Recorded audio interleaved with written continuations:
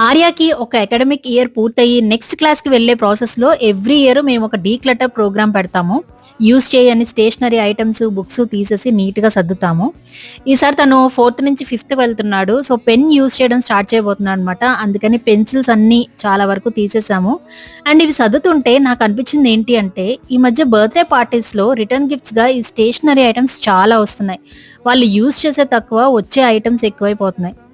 కానీ return gifts ఇవ్వడానికి పెద్దగా ఆప్షన్స్ కూడా ఉండట్లేదు. అలా అని ఇవ్వకుండా ఉందామంటే పిల్లలకి రిటర్న్ గిఫ్ట్ ఎక్స్‌పెక్టేషన్ ఆల్రెడీ బాగా పెరిగిపోయింది. అండ్ ఇంతకుముందు అమెజాన్‌లో డిఫరెంట్ ఐటెమ్స్ ట్రై చేశాను కానీ ప్రతిసారి డిఫరెంట్‌గా అంటే కష్టమే.